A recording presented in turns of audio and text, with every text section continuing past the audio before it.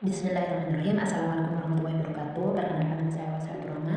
Di sini saya dari kelompok 10. Saya bersama dua teman saya yaitu Musni Al-Farisi dan Muhammad Rahman Haryanto. Di sini kami akan menjelaskan tentang hermeneutika dan semiotika untuk memenuhi tugas UAS. Saya akan menjelaskan tentang hermeneutikanya Heidegger.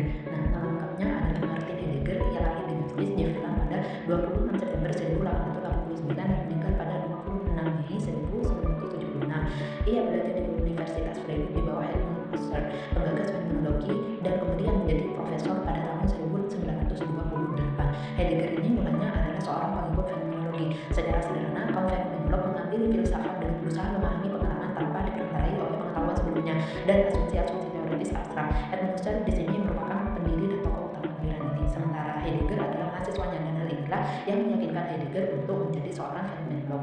Nah, prinsip-prinsip hermeneutikanya Heidegger di sini ada tiga, yaitu Vorhaben, yang kedua Voxy, dan yang ketiga Vorgriff. Nah, Vorhaben di sini artinya memiliki sesuatu lebih dahulu, artinya seseorang tersebut harus memahami apa yang akan ditafsirkan seperti itu, ayat yang ditafsirkan. Contohnya yaitu tentang akidah yang di dalam Al-Quran itu yang berbunyi Bismillahirrahmanirrahim, yaitu Wallahi fawqa aydihim.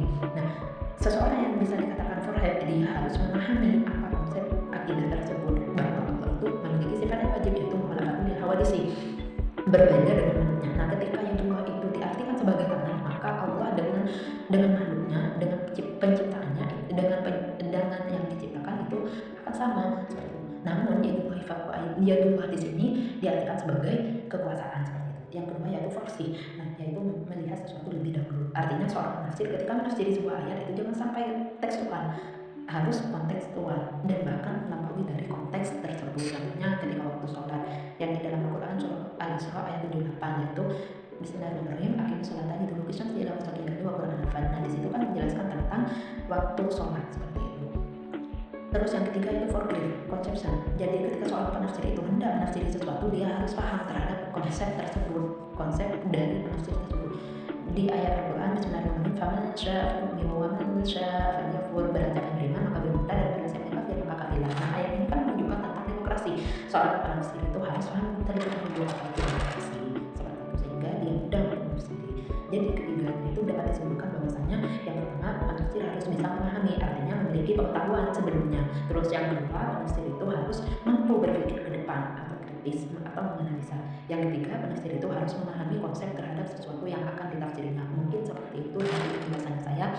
Saya akan berikan kepada dua teman saya untuk menjelaskan tentang semiotikanya.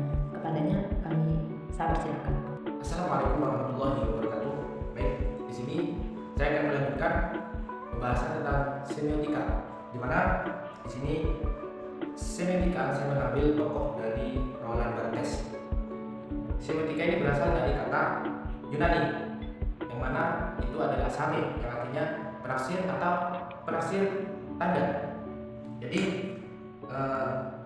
atau kata semion yang artinya yaitu tanda atau sik. Kemudian secara terminologi di sini Roland Barthes memberikan definisi sendiri bahwasanya semionologi adalah ilmu tentang bentuk. Karena kenapa? Karena di sini semiotika ini mempelajari tentang makna selain dari isinya. Atau juga semiotika ini dapat dipahami dengan ilmu tentang tanda, di mana tanda tersebut terdapat tiga unsur. Yang pertama yaitu tentang tanda, yang kedua penanda, dan yang ketiga yaitu petanda. Nah, dari ketiga unsur tersebut di sini tanda ini terdapat dua aspek. Yang pertama yaitu penanda atau disebut dengan signifier, dan yang kedua yaitu petanda, di mana di sini diartikan sebagai signifier. Nah, dari teori Roland Barthes ini di sini nanti akan timbul mitos, yang mana sebelum terjadinya mitos itu ada makna, konotasi, dan denotasi. Jadi munculnya sebuah mitologi atau mitos itu berawal dari sebuah simbol, di mana simbol tersebut itu dikembangkan maknanya melalui makna denotasi, mencari makna denotasinya. Kemudian setelah kita menemukan makna denotasi, maka di situ akan menemukan makna konotasi, itu selanjutnya makna konotasi. Nah, dan setelah makna konotasi tersebut telah diketahui, maka disitulah munculnya dari sebuah mitos atau juga mitologi. Baik, mungkin itu saja penjelasan sedikit atau pengertian sedikit tentang teori semiotika Roland Barthes. Untuk materi selanjutnya yaitu tentang pengaplikasian tentang teori dari Roland Barthes itu. Baik, bismillahirrahmanirrahim. Assalamualaikum warahmatullahi wabarakatuh. Saya Muhammad Musni Al-Farisi. Saya di sini akan menjelaskan tentang makna syifa dari Al-Quran surat Al-Isra ayat 82 dengan teori semiotika Roland Barthes. Al-Isra ayat 82 berbunyi wa yunazzilu minal Qur'ani ma huwa syifaa'un wa rahmatul lil mu'minin wa la yazidu dzalimina illa khasara. Dan kami turunkan dari Al-Quran sebuah penawar dan rahmat untuk orang-orang yang beriman. Dan fokusnya saya di sini penjelasannya kepada kata syifa yang akan saya tarik kepada teori semiotika dari Roland Barthes. Tahap yang pertama kita harus mengetahui makna definisi dari kata syifa sendiri, yang dimana bisa kita ambil dari sistem linguistiknya. Dan kalau kita tarik kepada makna linguistiknya secara kebahasaannya, makna syifa ini mempunyai sinonim atau muradif, ya, persamaan kata yang berbeda. Di dalam kamus disebutkan pengobatan penawar itu bahasa Arabnya ada tib, kemudian ada yang namanya dawa, ada juga yang namanya ilaj. Gitu. Jadi sama-sama penawar obat dengan suatu pengobatan, tetapi digunakan dalam konteks yang berbeda seperti itu.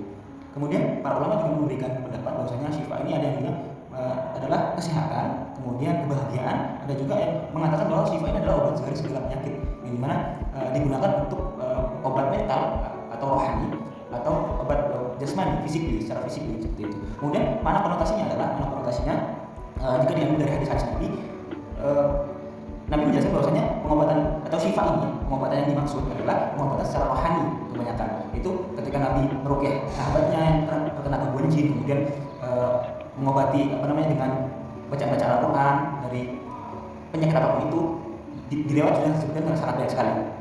Maka di sini saya mengambil makna konotasinya adalah Al-Quran itu sebagai obat hati atau khusus dari rohani. Tapi berbeda dengan konteks yang diterima oleh masyarakat atau mitos yang tersebar. Bahwasanya makna syifa secara mitos itu berbeda konteks. Ada yang bilang syifa atau penawar atau obat Al-Quran itu penawar itu adalah digunakan untuk rohani saja. Tapi ada juga yang mengatakan bahwasanya Al-Quran itu sebagai penawar dari segala penyakit. Banyak orang-orang yang mengamalkan ayat itu untuk pengobatan dirinya, bahkan mengamalkan untuk mencegah dari segala penyakit. Ada juga yang mengamalkan ayat Al-Quran untuk kepentingan yang dimana itu bersifat subjektif gitu. Untuk dirinya sendiri, untuk perlindungan rumah tangganya, untuk perlindungan kesehatan dirinya, dan biar terhindar dari gangguan jin dan sihir dan sebagainya. Maka tidak bisa kita ungkapkan bahwasanya ini sebagai pengobatan fisik atau pengobatan secara rohani saja. Bisa untuk semua. Jadi orang-orang di sekitar kita ini menggunakan Al-Quran ya karena memang dipengaruhi oleh religius yang ada, itu menggunakan Al-Quran sebagai pengobatan alternatif yang dimana ketika kita tidak bisa diobati dengan cara medis, kita coba alternatif dengan pengobatan secara nabawi ataupun yang ada yang di Al-Quran seperti itu. Mungkin cukup itu saja dari saya. Assalamualaikum warahmatullahi wabarakatuh. Terima kasih atas pemaparannya tentang semiotika. Baik, di sini karena sudah selesai penjelasan dari kelompok 10.